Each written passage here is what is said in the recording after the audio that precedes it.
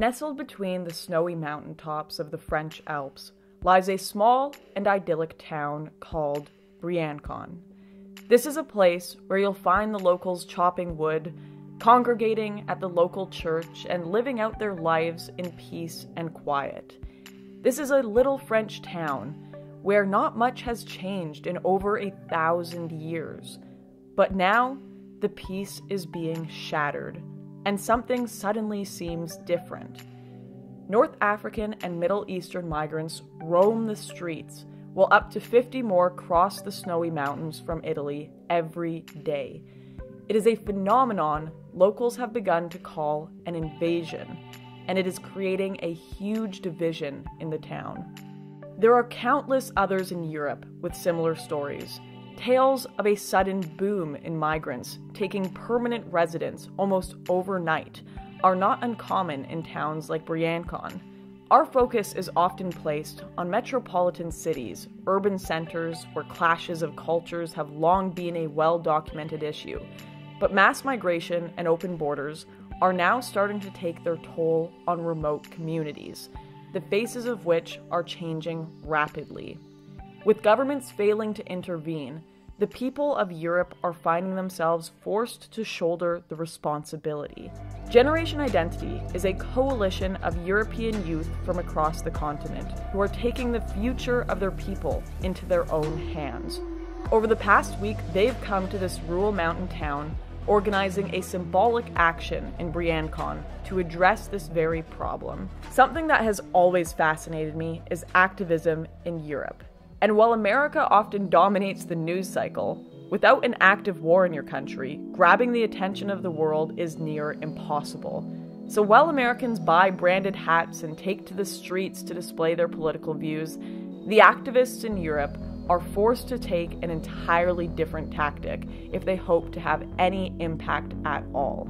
And that is what brought me to Briançon, where activists from Generation Identity have launched their second Defend Europe mission. In an act of unparalleled organization and planning, this 150-strong team of activists has managed to build a blockade on the popular migrant crossing from Italy to France, hoping to halt the influx of people illegally crossing into the country. To find out more about this peculiar crisis, I spoke to the head of Generation Identity Austria, Martin Zellner.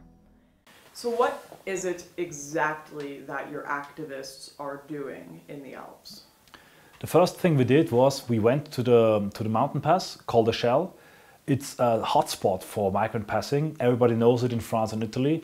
And we built up a fence there, 2 border posts. We had helicopters and even a plane to control the area to get a better image of the area around. And we handed out leaflets in Italy at the train stations to migrants to tell them the pass is now closed. And then with the help of our eternal ally, the media, it got a big thing. We got a lot of attention. And this is actually deterring migrants from going there. It's creating attention.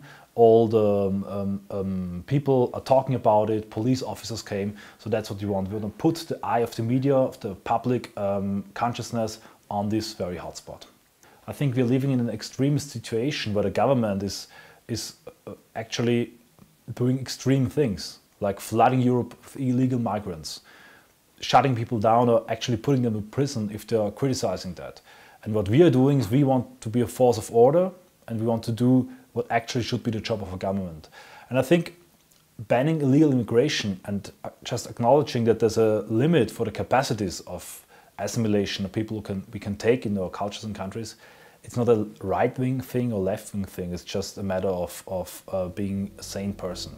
Almost immediately on my arrival in the Alpine town, I was surrounded by noise and activity. Escorted from my hotel, I headed into the mountain pass with a convoy of Europe's right-wing activists. Once we reached the top of the mountain, I was immediately struck by the scale of the operation. With an entire fence, a 24-hour guard team, helicopters, planes, and a multi-vehicle escort, it was clear these guys took the threat seriously. Up in the plane, my thoughts were dominated by how impressed I was that a band of activists in their 20s, hundreds of them from all across Europe, were managing to take such decisive action in this remote mountain crossing. No matter what one might think of this mission, some have criticized it as a vain and ineffective PR stunt. Seeing it in person, it is impossible not to be impressed. It is a phenomenal feat. It's something I can truly say I have never seen from American and Canadian activists, who I don't doubt have an infinite amount more funding and an almost non-existent relative pushback from the government.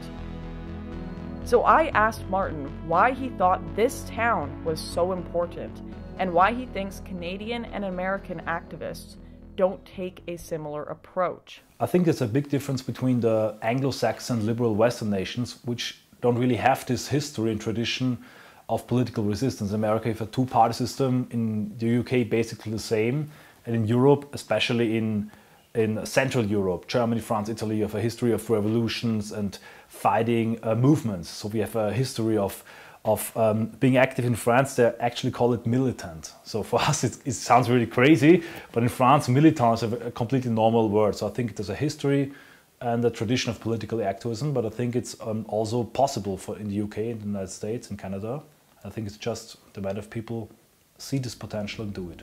Generation Identity have promised to continue to patrol the Alps, and it seems they've effectively forced the police and French border force to have a presence in the area as well.